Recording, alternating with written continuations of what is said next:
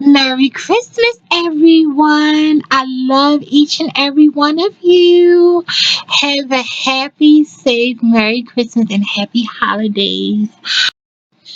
I just finished watching the Whitney Houston movie, I Want to Dance with Somebody. Okay? Y'all want the review? Here it goes. First of all, I would like to give an apology to Naomi Aki.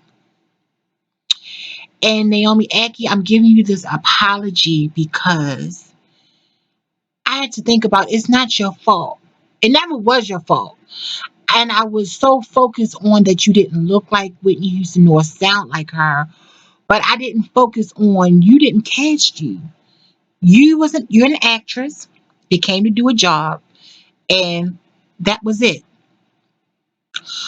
My thing, my only gripe about you in the movie is that Naomi Aki, you are a beautiful, talented woman. You can act, but you don't embody Whitney Houston.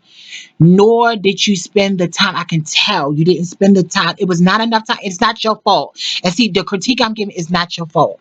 You wasn't given enough time to embody Whitney Houston, even if you was taking on this project. And you as an actress, and is learning through the way, along the way, you shouldn't take took on the role, in my opinion, especially with such little time. You should not have taken on this role, especially you didn't look like Whitney Houston and you don't sound like Whitney Houston. So I feel like you should have declined, or once you got the role and saw the script, you should have said, I can't, I'm not doing this. You have people that turn down scripts every day. You have Halle Berry, one of the elite actors in Hollywood. She turned down to do Aretha Franklin. Aretha Franklin wanted Halle Berry to play her. And Halle Berry said, I can't do that. I'm not doing that. It's not that I don't think I can act or I'm not a great actress. I just don't embody Aretha Franklin. Naomi Aki, you are a beautiful woman and you can act. But you took on this role, and I think it's not your fault. It's not your fault. It's not your fault. It's who casted you. It's the writers of this movie. It's the costume people. It's the makeup artists. It's not your fault, Naomi Aki. You could act, and you did. You know what I'm saying. I can tell you really is an excellent actress, and you're a beautiful woman. It's just the people around you failed you. From the casting agent to the people that did your hair and makeup for the movie. They failed you. Um, Also, Naomi Eki, I just hope for your career's sake, because you're an excellent actress, that this don't hurt your career.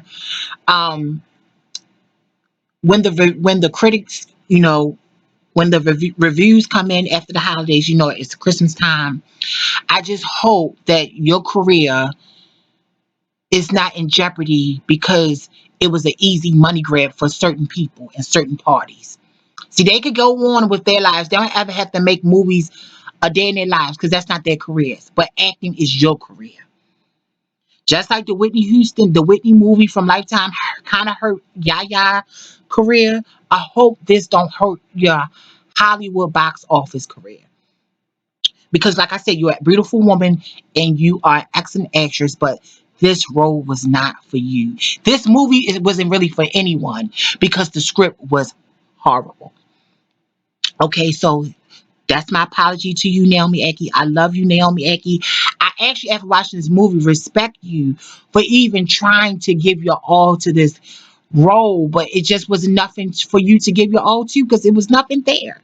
Not involving your acting, it's just with the role, the script, just the movie in general. It had no direction. So hats off to you, Naomi Eki. I apologize for focusing on your looks, comparison to Whitney Houston. But like I said, you're a beautiful woman and you can act. So that's my apology to Naomi Eki. I'm sorry and I love you. Hopefully you forgive me. But anyway, okay, on to the movie. The movie starts out really good. Surprisingly, it starts out very good. Um, Naomi Aki embodied. Whitney Houston before Whitney Houston signed her record deal. She did not look like Whitney, but I got that Whitney Houston um early 80s feel from her. Whitney before the fame, Whitney went during her modeling days, and I got it. I got what she was giving. I got what she was giving during those scenes. The hair was perfect, spot on, the color, the curl pattern. It was spot on, the clothing. It was spot on. No, she, like I said, she didn't look like Whitney Houston in the face, but I could get what she was doing. The actress that plays Sissy Houston, job well done. I really I really saw Sissy Houston. I got Sissy Houston from the actress, but she didn't have lines really. She just was saying these one liners. It really wasn't telling a great story. That was a waste of time of a great actress. So we see Whitney. It starts off, we see Whitney in the nightclub, her meeting Robin, and hats off to the actress to play Robin. Phenomenal job. Even though you look nothing like Robin, different complexions, different everything, I got Robin from her. For some odd reason, I really knew who she was playing, and she looked nothing like her. So job well done to the lady that played Robin. To Whitney Houston's father, the man that played Whitney Houston's father, shame on you. I understand what they was trying to do, and you another one. You could tell you're an excellent actor, but they got you. They. I don't understand why they cast you an excellent actor for a terrible movie script. In my opinion, terrible lines, and it's just a bad story. So I hope it don't affect your career, but I doubt it's gonna affect your career because you wasn't the main star. The man that played Clive Davis, job well done. I got Clive Davis from you, so you did your job, and it was a job well done. Bobby Brown, job well done. The guy played Bobby Brown. It was a wax script, but he embodied Bobby Brown to the fullest. Job well done. Okay, so if I had to judge the movie from Whitney Houston from the beginning, the first 10 minutes, if they kept a steady pace from the first 10 minutes, I gave the movie like a strong B plus. It was I could get the feel. It was really nice. My problem was the myths all through the movie, the confused scenes, and the editing, the costumes, the rambling, the different eras mixed up all around. I mean, it was horrible, y'all. Um, it started getting bad when she was signing her record deal and they made the father very mouthy. That wasn't true. Him talking about Whitney Houston's short hair, that wasn't true. It was true that they left out in the movie. The father had no problem with Whitney Houston hair. It was Clive Davis that had a problem with Whitney Houston short hair and what a star was supposed to be. And he sent Whitney Houston to Diana Ross, boutique, the salon Diana Ross went to. He sent her there. And that's where she met Carl Porter. See, they don't tell you that. He wanted Whitney Houston hair to be like Vanessa Williams, when Vanessa Williams was Miss America, and they left that out. They try to act like it was the father. Now, another thing, the main focus of this movie was Whitney Houston's father breaking her heart, which he did break her heart by managing her finances, but he was not out of the parents. Whitney Houston was a daddy's girl. Anybody that knew John Houston, they would tell you John Houston was nice. He was smooth, very smooth, and he had swag. He was not mean or anything like that unless he was plotting on situations. Another myth, John Houston had no problem with Whitney and Robin's relationship, allegedly. And the only time he started having problems with Whitney and Robin's relationship after Whitney Houston became famous, and he felt like it was jeopardizing Whitney Houston being a star. And after Robin was the one looking into the books and finding out what he was up to, not other parties like they did in the movie. That's false. It was Robin that brought that to the light, that Whitney Houston's father was acting strange with her money. And he knew that Whitney listened to Robin, and he knew that Robin was onto him, and that's why he didn't like. That's when he start not liking Robin. So y'all need to get your facts together when y'all doing biography movies, especially someone like Whitney Houston. Her life is out there. We was there living it when she was out there. We knew her life. So you try to throw these mythical stories or far-fetched stories, we're gonna a true fan gonna know this ain't right. This don't sound right. This ain't right. Y'all stretching this, y'all lying, and y'all twisting this, or y'all concocting something. A lot of people say, well, compare this movie to What's Love Got to Do with Tina Turner. Y'all can never compare that movie because Tina Turner told her own story. Back then, we didn't know Tina Turner. We didn't know half the stuff that went on in the movie What's Love Got to Do with It. We didn't know that really happened to Tina Turner until we saw the movie. We didn't know Tina Turner as a personality. We only knew her as an entertainer. So she could have got anybody, a great actress, to play her and really project, you know, it correctly because she was behind it. So Angela Bassett was this new person, and she embodied Tina, and said Tina Turner isms and got them properly because Tina Turner could tell her how to say it. And Naomi Akisha knew it was a red flag when they told her to ad lib it.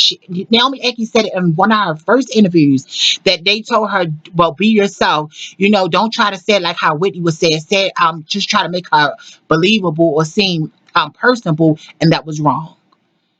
We don't want to see Naomi Aki. We want to see Whitney Houston. So that was a red flag right there. What else? Y'all, the wigs were so cheap in this movie. Some looks were good. Like I said, the looks when Whitney Houston before she became famous was phenomenal. She looked like that's how Whitney wore her hair and clothes. But once she became, all of a sudden you just see her with hair. You never saw her get her makeover. You never see her go wig shopping or getting her weaves done. That was weird. Um, you didn't never see her talk with her brothers like that. That was very weird. Whitney Houston brothers was in her life a top priority. You didn't see that. You didn't see Donna Houston. That was very weird too. You didn't see Sylvia. Sylvia wasn't on there. That's very weird. Um, it just was very. It was so rushed after she got signed, y'all. It was just like they just did. They just was. I can't explain it. It's just like they just was recording different scenes of Whitney Houston life and just putting it together, just piecing it together. Then it was more all these lip sync performance, the whole entire performance. It's like wow, and they just, oh my gosh, the costumes were not bad, but they just wasn't Whitney Houston. They weren't very accurate at all. Um, One of my favorite scenes of the movie, and it showed that Naomi Aki could really act, and if she had time, Naomi Aki should have had years to prepare for this role when Clive wanted her to go to rehab, and he invited her and Bobby Christina to his house, and I can see what she was giving. I knew who she was portraying, and I thought it was really good. That part, like I said, besides her being before fame, that part to me was really good. I really felt I got Whitney vibes off that. But other than that, y'all, these, oh my gosh. I, Oh my! I just cannot believe they really try to feed this to this is the Whitney Houston movie. It was no type of dialogue, y'all, no type of good script. It just was piece. It was very choppy. Her and they had, oh my gosh, how can y'all show the Billboard 1993 Music Awards with her and Bobby Brown, and that's way before they got married. That it was before the Bodyguard. But we know that happened in 94 when it was dressed in red. But y'all try to act like that was like 1990. It was very weird, y'all. It was extremely weird, y'all. And it's just like, Clive Davis is behind this, and it kind of showed that Clive Davis did not. And he said it in the well, the person, his character said it in the movie that he didn't care about his artist's personal life. And in actuality, in reality, I really believe he did not care about Whitney Houston's personal life. That's how she, went so far off into addictions and not having nobody watching her, especially with her finances and things like that. Because even though her job was to make records, hit records, he still should still take care of the artist, the person behind the voice. You understand what I'm saying? And he didn't take care of her personally.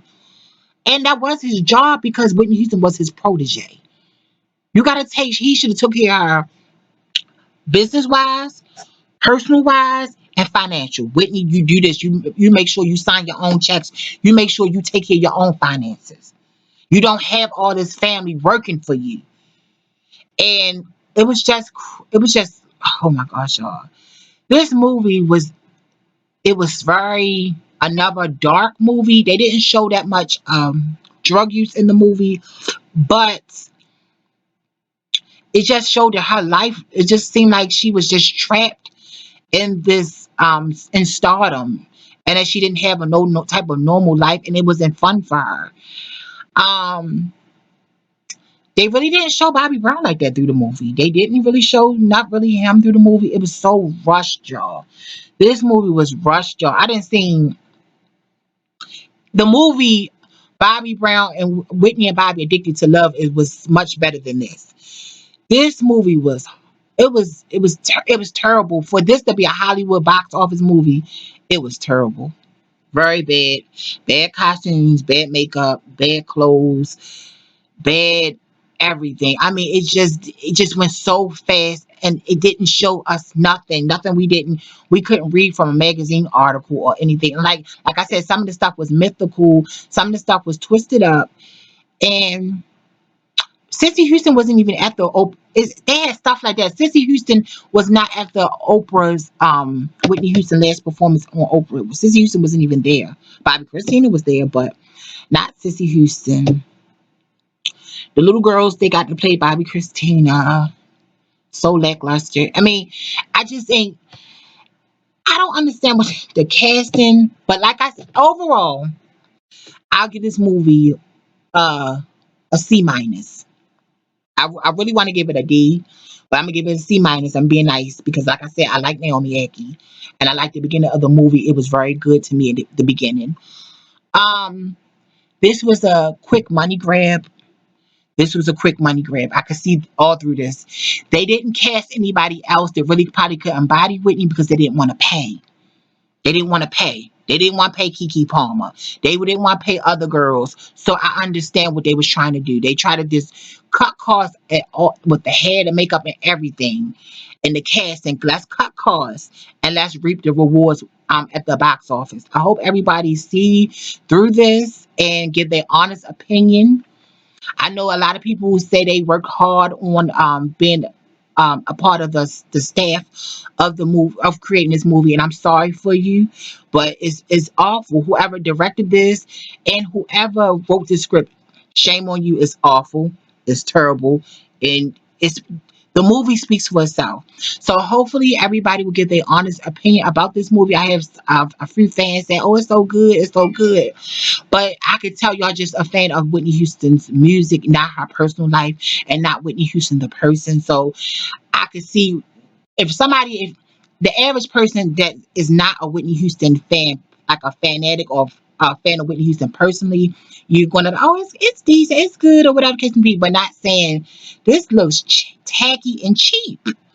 It just wasn't good. Like I said, I give this movie a C minus because only thing because Naomi Aki can act, but she don't embody Whitney Houston.